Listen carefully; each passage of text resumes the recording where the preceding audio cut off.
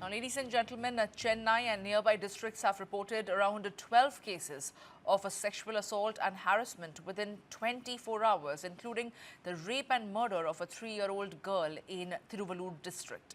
Police said that the child, daughter of a migrant worker from Bihar, was allegedly raped by a 19-year-old man, Bibin Maji, also from Bihar, in the Gamidipundi. The accused, a frequent visitor to the family, allegedly lured the child with snacks, took her on an isolated spot and sexually assaulted her. He then abandoned her. She later died at a government hospital due to her injuries. The accused was arrested after being nabbed by locals following the incident, and in a separate case across Avadi, Tambaram, Tiruvallur, Mylapore, Perambur, Ambattur, Mangadu, Porur, Koyambedu and Anna Salai, police reported 11 additional incidents involving minors and women. Cases include a sexual abuse of a 10-year-old girl in Manimangalam by a migrant worker from West Bengal, assault of a 6-year-old girl in Kattupakam by a neighbor, and sexual assault of a class 7 student in Tiruvallur by an auto rickshaw driver. Now, other arrests include a man in Mylapore by indecent behavior towards a 12-year-old girl, a man in Perambur for harassment of a 17-year-old girl, and 2 accused in Ambattur in connection with assaults on 2 minor girls. Now, 4 cases involving women were also reported, including assault of a 23-year-old woman with a mental disability in Mangadu, and separate incidents in Porur, Koyambedu and Anna Salai involving sexual harassment and assault. Police said all suspects have been arrested and investigation is now underway. And to discuss this further, I'm joined by esteemed guest this afternoon. I'm joined by S.S. Sriram, who's a political analyst from Tamil Nadu. Mr. Sriram, good afternoon. Thank you for taking your time and joining me over here at News 9.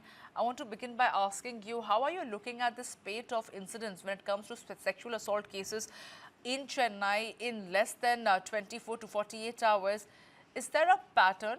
Do you see specifically it is the minors who are being targeted? Mostly the perpetrator of these sexual assault are known to the victims. How is this to be assessed, Mr. Sriram? Good evening, good afternoon to you. I think, yeah, it's a bit of a concern. While I definitely find it a little concerning. But to immediately talk about the law and order situation in Tamil Nadu is something which I don't agree. At least we had a government which did not have a DGP for almost 10 months. I mean, things are getting in place now. As you rightly mentioned, these are all attacks that does not happen on strangers, which is where the concern will be much higher. These are all crimes that not happens with known circle, no doubts, which are all absolutely cause of concern. But I'm sure things are are being worked out by the new government, with the new Singapen new force that specifically helping and rescuing the women and the children.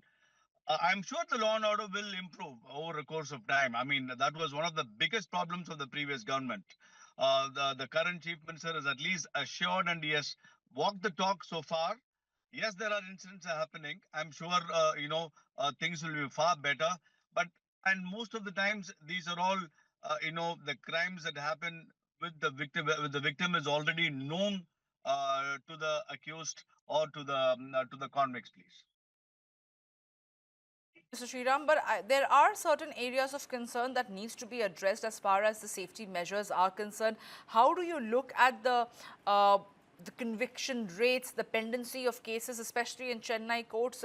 Are these also acting like a deterrent of any sorts for these perpetrators, or do you feel there is a lot more that needs to be done because there's a new government in place, and when it comes to safety of women and children, that ought to be prioritized?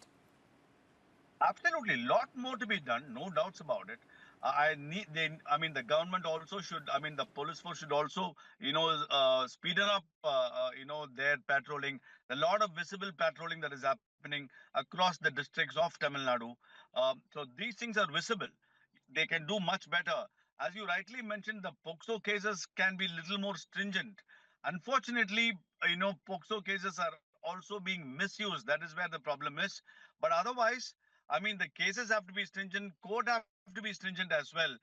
Lots can be done, but there is a sincere effort, at least is what I see. I don't want to, criticize this government for the sake of criticizing. There is a lot of intent. There are some actions followed by those intent. I only wish there is a lot of result ASAP, and let the policing be little more,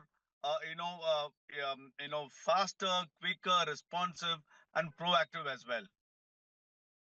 But Mr. Sriram, is this going to be the foremost challenge for the TVK government right now? Because what we understand essentially is that Vijay has enjoyed a very strong, support base of young women, children. They all idolize him. They all have been fanned, and that has translated into votes. And to try and ensure their safety is of paramount importance. Absolutely, that's a pressure for him. I don't deny that at all, because the youngsters and the women have voted him to power, and he has promised them, with regard to their education and safety. Yes, it is going to be a challenge to him unless and until he quickly fixes this, and ensures there is some sort of a normalcy for women and children in the state. Added to this, the drug addiction and the liquor addiction is definitely, there are multiple challenges for the chief minister. Yes, the police force have to sprucing up that, and I mean, as quickly he might even become unpopular if things doesn't quickly turn around to give that perception, or at least to give that confidence to the women folk. I mean, people can quickly start blaming him if things doesn't work. There's a two-edged sword for him. I don't deny that at all, as you rightly mentioned. Because there are, this is not a one isolated incident that we are looking at, because when the Anna University episode had also happened, it did garner a lot of national attention. We are talking about 12 cases, Mr. Sriram, 12 cases of sexual assault and harassment within 24 hours. And let's not forget about the rape and murder of a 3-year-old girl. The seriousness that it deserves, do you think that the state government, and perhaps there is a larger policy that needs to be looked at right now to ensure the safety of women and children? See, safety of women and children. I mean, as you rightly mentioned, as you mentioned yourself, that particular 3-year-old unfortunate incident. The victim and the perpetrator knew each other, and the family knew each other. That's why probably he was able to lure the child to a place where you could harm the girl. So I mean, these things, with due respects to lives of people, do happen. But I would say that the women's safety, or the girls, children's safety at large in public is of paramount importance. I think there is an effort being taken there. Not good enough. I do agree to that. But I'm sure they have no other choice, and especially the chief minister, who has come to power with the support of the women folk. He had to deliver, and yes, I mean, that is a concern. As you rightly mentioned, he has to address that issue. We are looking at arrests being made, Mr. Sriram, but do you feel there is also an angle of migrant workers? Because whether there is one particular individual who is hailing from Bihar, the other one is from West Bengal, do you feel there is some sort of a narrative being set over here to try and target migrant workers? See, I will not agree to that. I mean, there's nothing. A crime is a crime, no matter who did it. Absolutely. And whether it is somebody from X state, Y state, migrant laborers not necessarily be from the north of India. They could also be the other parts of the southern states that people can come into Chennai. But in the interest of all the states, every state should probably record people entering their state to have a proper data that will help each of the states to ensure the crime rates are down as a nation as a whole. I mean, setting up a narrative on a specific segment of people is something which I don't agree. End of the day, there are a lot of crimes that are being done by that state individuals on women and children. So that narrative is something which I don't go with.